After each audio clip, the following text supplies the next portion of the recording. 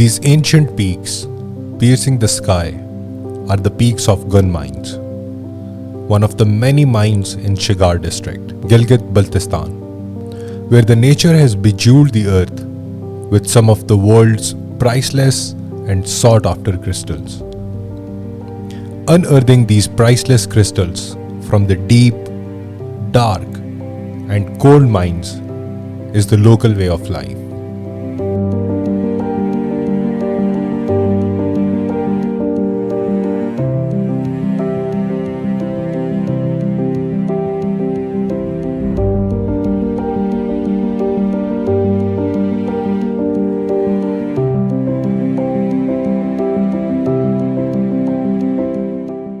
This small valley is called Gun Mine, located at approximately 2,200 meters above the sea level, and is very famous for producing high-quality aquamarine, topaz, garnet, and some of the rarest minerals such as microlite, triplite, and other minerals. In 2019, the world's biggest aquamarine specimen, called King of Kashmir, has been unearthed from here.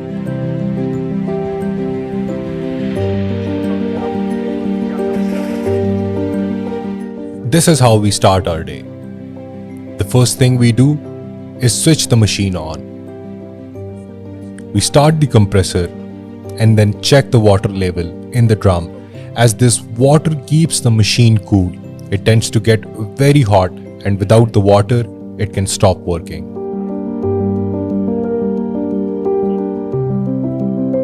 This compressor blows air through pistons into this pipe, which is used for drilling inside the mine.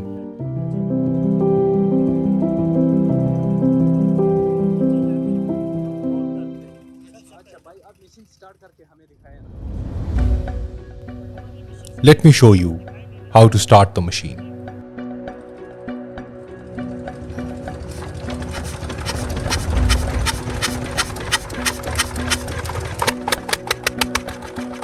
This machine takes a while to start.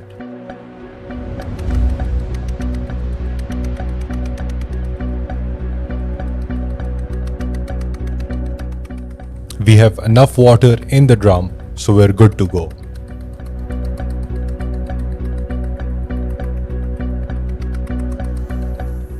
You can see the piston has started to spin. It means it is passing the air in the pipe. Getting these worn-out machines to start is a challenge in itself.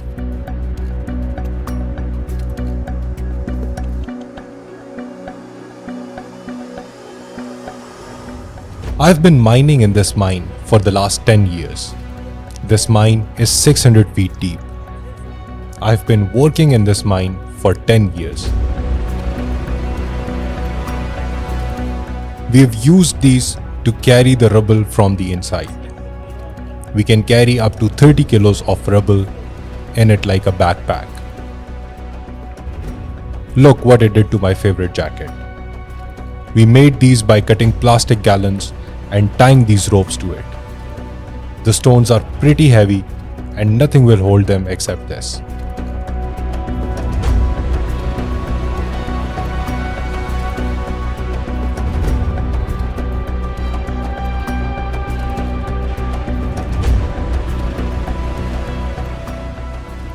I've mined some valuable crystals from this mine in the last 10 years.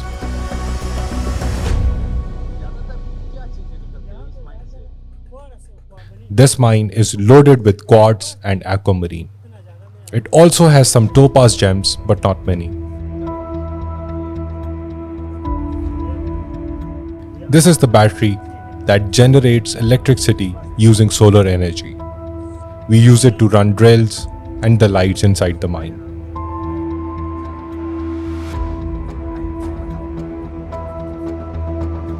Without any safety gear or training, Yusuf and his friends have been mining for more than a decade. They've gone 600 feet deep into this mine and are still scavenging some of the world's most coveted crystals.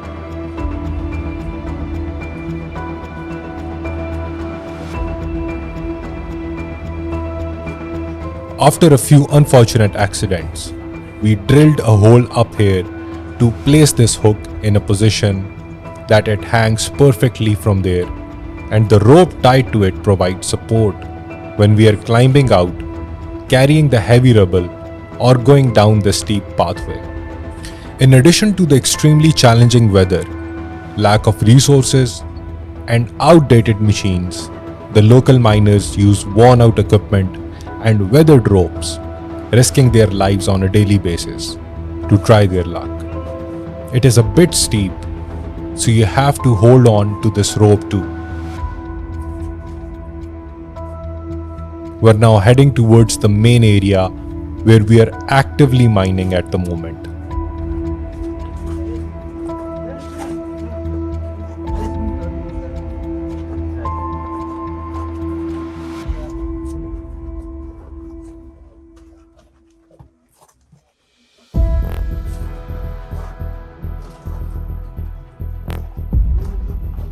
यहाँ से फिर रस्सी लगा के है नीचे जाने के लिए, नई जगह पर जाने के लिए।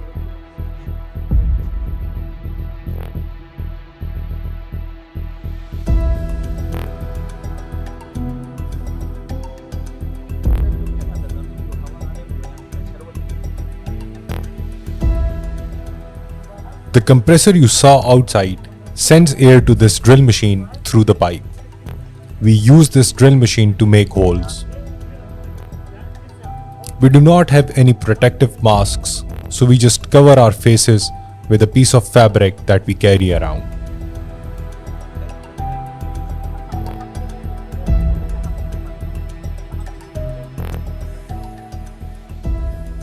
Once they drill the holes, they fill them up with gunpowder, which is later ignited to cause an explosion. Yes, we blow it up and make our way in.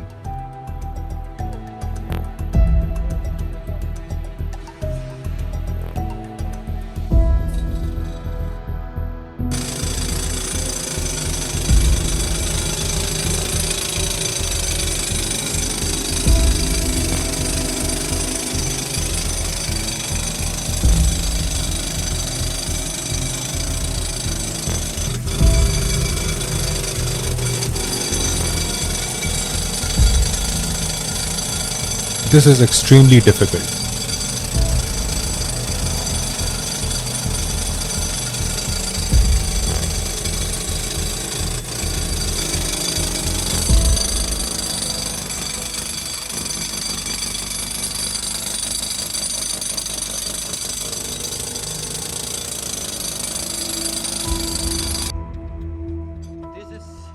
After drilling these holes, the miners fill it up with dynamite and light it up to create multiple microblasts.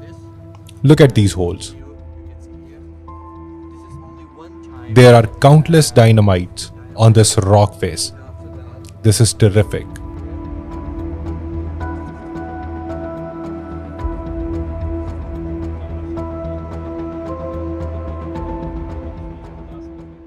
We drill up to 25 holes on the rock face and blow it up every day.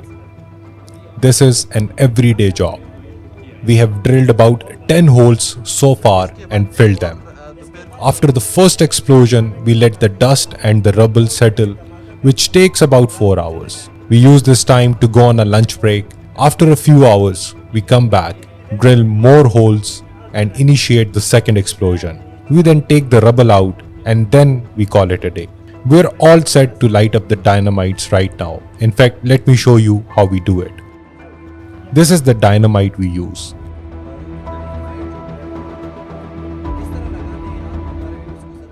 We wrap up gunpowder in a newspaper. Then we insert it in the hole.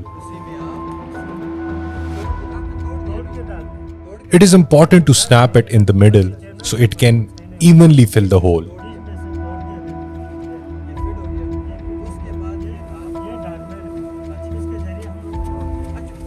And then we press it in. We have to make sure that it reaches the end of the hole. Locking in the explosives, this ensures that the explosion will be effective. Then we take this detonating cord It has a fuse, and that's the real stuff. Once we light it up, we run for our life because it doesn't take that long to explode. Every second is important at that time. After inserting the cord, I will add some more powder so the fuse has gunpowder on both sides.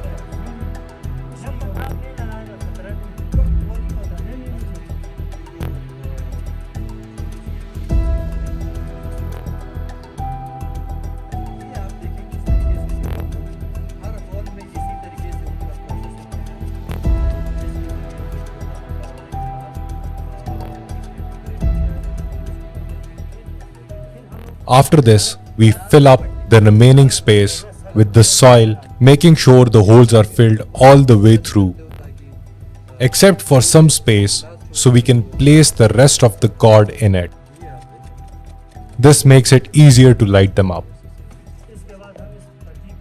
We fill up 10 to 12 holes in the same meticulous manner before we give it a go.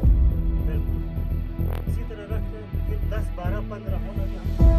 इस सब जगहों में आप इसी तरीके से काम करो, इसी तरीके से।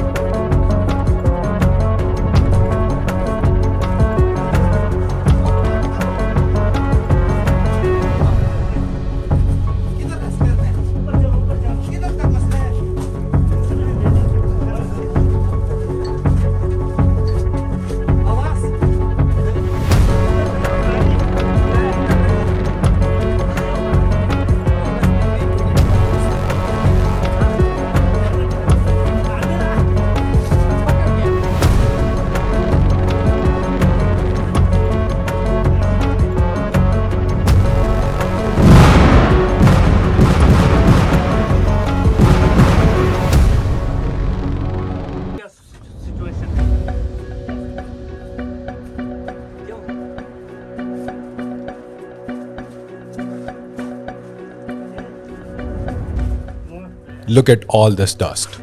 You cannot see anything in there right now.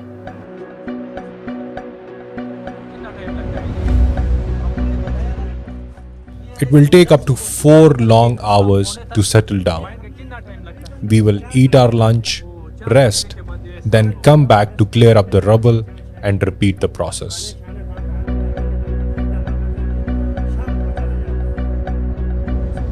What are the problems that you face in your everyday routine? How do you put up with this challenging lifestyle in these mines? Even getting through the day here is very difficult. First of all, we live here alone, far away from our homes. We cook our own food. Secondly, we don't have any resources. Electricity and clean water are hard to come by. But most importantly, the work we do requires great precision. There's no room for any mistakes. We have to drill all day long, then carry 30 to 35 kilos of debris on our backs to bring it outside. My question to Kabil Bhai is this. You've been doing mining work in these mines for several years. Why did you choose such a dangerous profession? Why not do something easier and safer?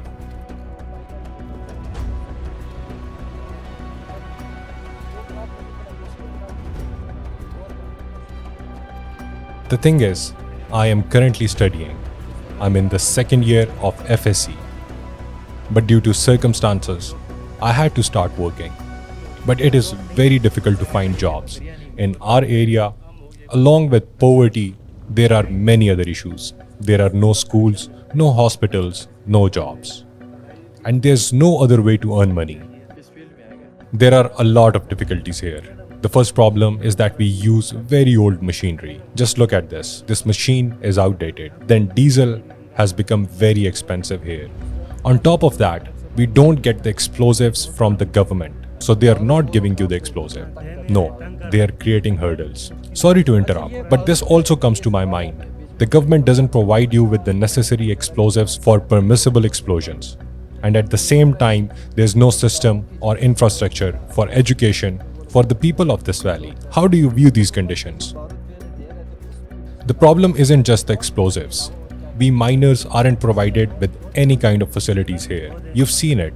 We tie together torn ropes and try to strengthen them so that we can climb up and down with their support. Many accidents have happened here because of these old ropes. We are not provided with any safety gear. Also, after an explosion, we have to carry out the debris. But there should be a rail track laid down so there's a proper path. That's also missing here. Thirdly, we have severe electricity issues. There are no proper lighting in the mines. It gets very difficult on some days. Amjad, my question to you is, knowing that it's dangerous during blasting or when you're coming up using ropes, what safety equipment do you use to protect yourself?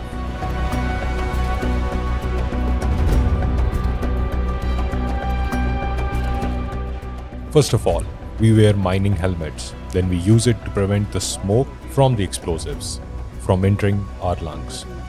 Apart from that, we wear gloves for protection.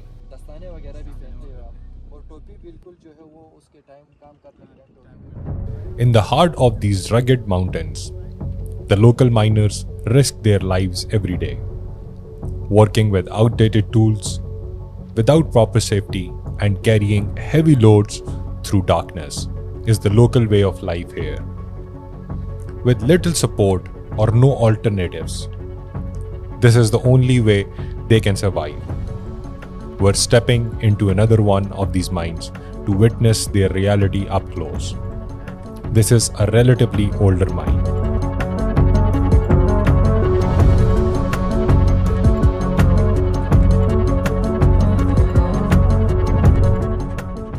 Roughly $22,000 worth of material has been extracted from just this small section.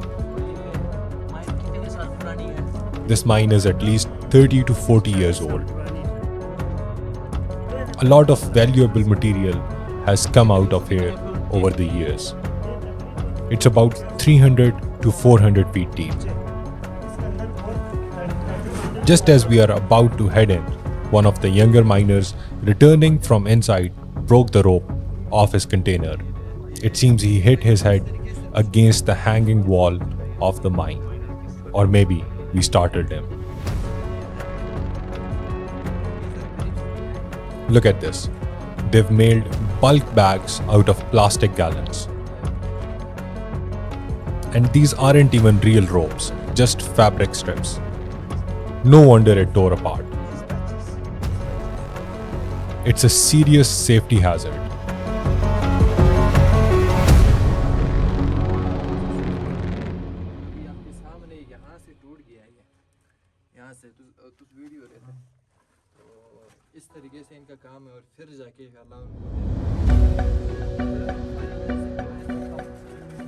As we move forward, we see him just casually tying another knot to secure the fabric strip and go right back to work.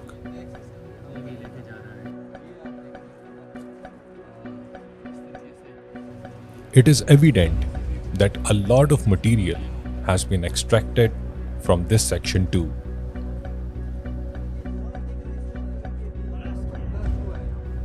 The smoke you see is from the explosion done a few hours ago.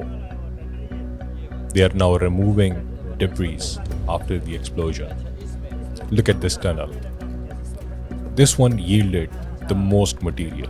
I've worked here for many years. About 10 years ago, when I was younger, I wasn't doing the drilling. I used to help build the mine shafts. It is about 300 to 400 feet. That's when the work in that section stopped. Now active work is happening in this tunnel. The view here is incredible.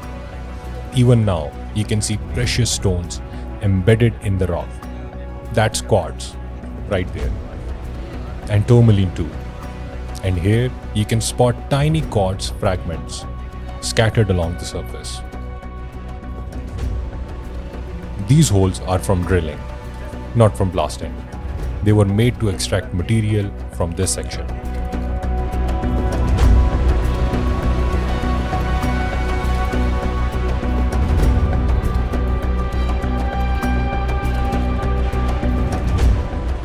We had to stop the work once we reached this point because water started seeping in and it gets difficult to mine in the water. We're approaching from the other side now because there's still valuable material under the water. Let's go from the other tunnel now.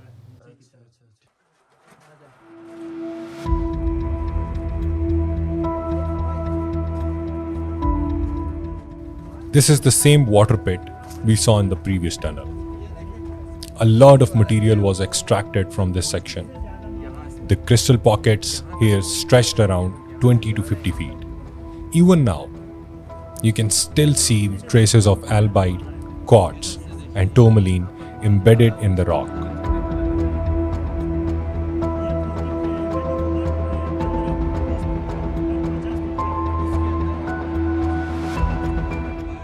In this pocket, there was only quartz and aquamarine, which was recently extracted. Look at how deep these pockets are.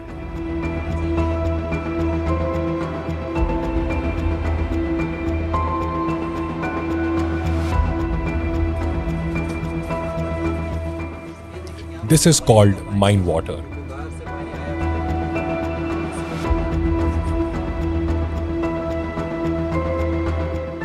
It indicates the presence of valuable material. Whenever you see water like this, it usually means there's a higher chance of finding material in that area. When a large pocket is about to appear, this water often acts as a signal that there's a significant amount of crystals present nearby.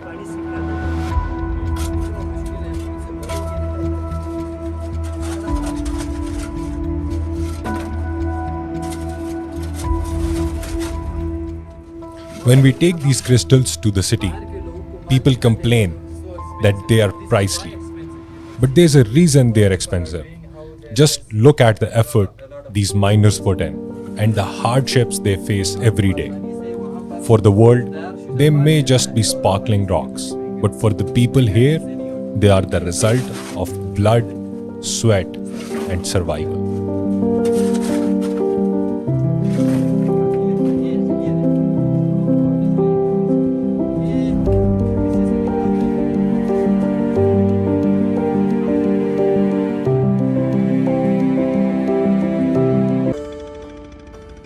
Today, I have decided to take on a risky challenge just to get the first-hand experience of our mines.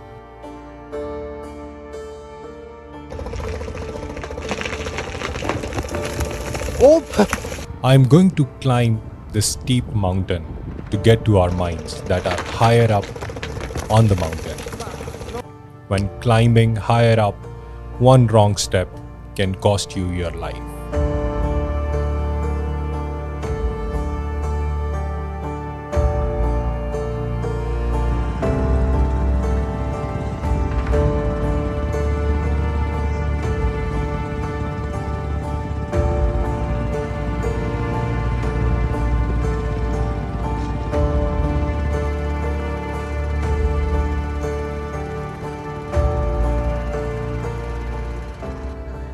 I finally made it up here. Though it seemed impossible at certain times, I had to pull my whole weight up, which was pretty hard. I can't help but marvel at how tough and difficult it is for the miners who work like this every single day. All you have is this weathered rope to hold on to and to pull yourself up.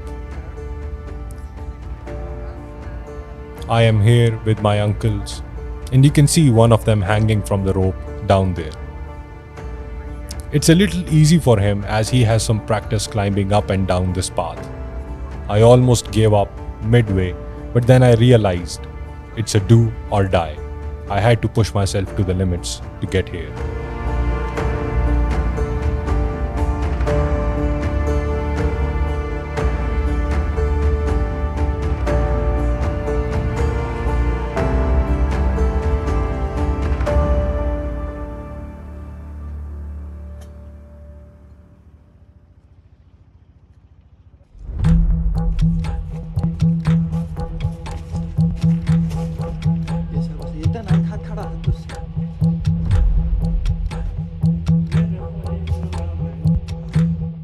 This mine is a big one. You can see some signs of water right here.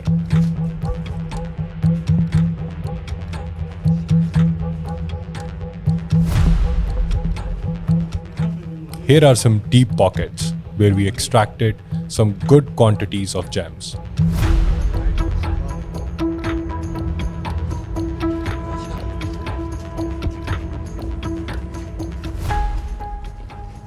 We've also found some signs over here, so we are trying to drill a little more to be sure if we are right or not. The main area is a bit further down. You can clearly see the signs indicating the presence of high quality gems here, so we are actively working in this area.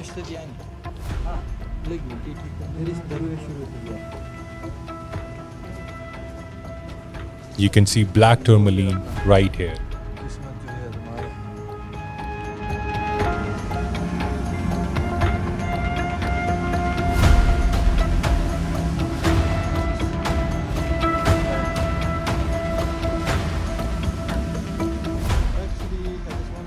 Let me show you something interesting and crazy at the same time. You can see a door right there. There is a room. This actually is a small room People are just living here. these miners have made for themselves to live in. Living here. This is crazy. This is how people doing mining. And this right here is another big mine. Again. I'm trying to go higher up to show you some more mines. Look at this thin track. It is a very steep mountain, and this is what miners used to climb up to the mines. And these are some bigger and deeper mines.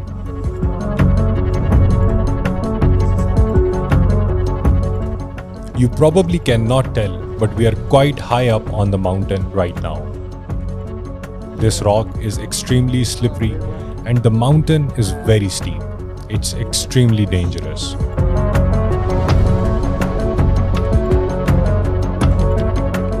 Look at these hooks placed on the mountain for us to hold on or step on while climbing up.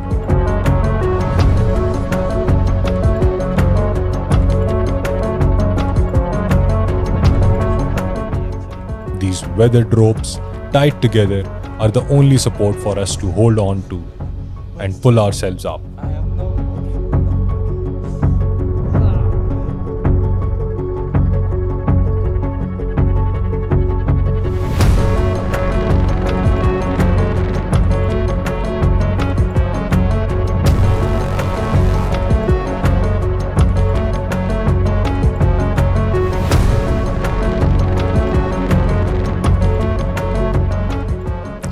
Right now, we are inside another mine.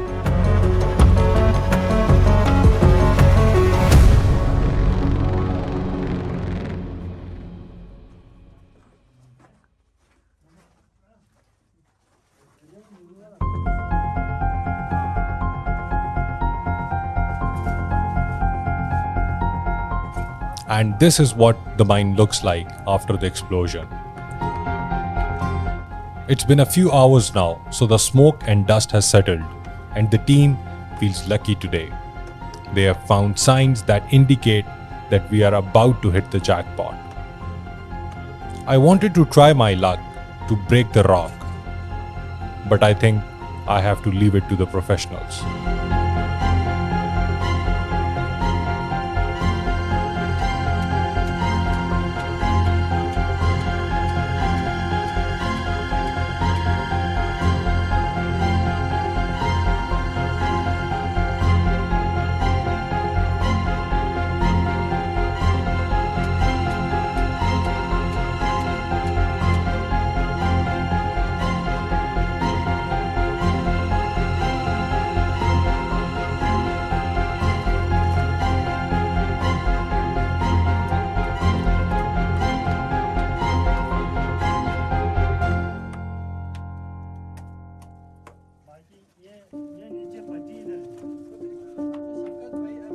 Shaukat, tell me how it works. After the explosion, if you think there is a pocket behind the rock, do you blast again? How do you get to the gems? No, if we think there is a pocket behind the rock, we never blast it. We use our drill and other equipment like hammers to break the rock carefully to access the pockets without damaging the gems inside. This is the hardest part of the mining, when we have to manually break the hard rock to access the pockets. How do you know there are gems behind the rock? Can you explain it to us? We cannot visibly see it right now, so how do you know you will find valuable material behind the rock?